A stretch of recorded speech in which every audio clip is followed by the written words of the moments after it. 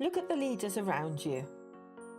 What do you see? Calm, reasoned individuals who listen and make considered judgments?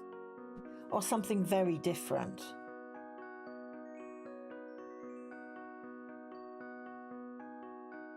Great leaders are often seen as classic, confident extroverts who can speak without thinking, react rapidly, and change tack pretty frequently.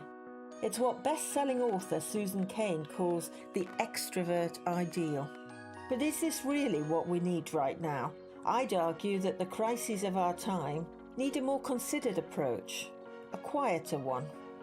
Let's look at the status quo. Extroverts are overrepresented in senior leadership positions. One study found an incredible 98% of top executives scoring very high or above average on the extrovert scale. But people aren't on the whole satisfied with their leaders. Could there be a connection between the two? There are lots of examples through history of successful leaders who have taken that quieter approach. For example, Rosa Parks, Mahatma Gandhi, or Bill Gates. Research shows that introverts often bring a great deal to the table. They're more likely to listen and process the ideas of their team and consider those ideas deeply before acting on them.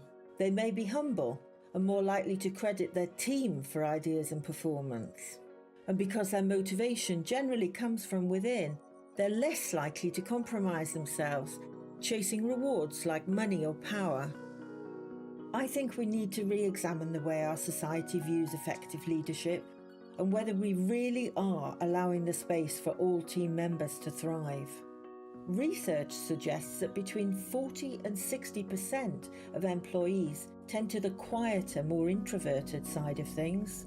They can often feel invisible in meetings because their thoughtful approach means they have difficulty responding to those common on-the-spot questions.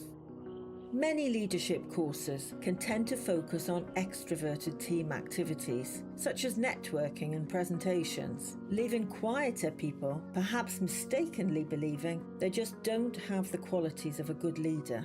An approach that fails to bring out the best in around half of us is not just bad for quieter people, it's a disservice to us all.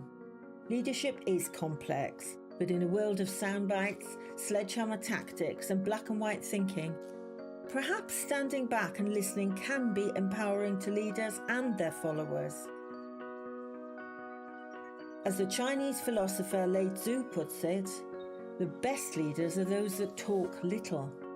And when their work is done and their aims fulfilled, their followers will say, "We did it ourselves."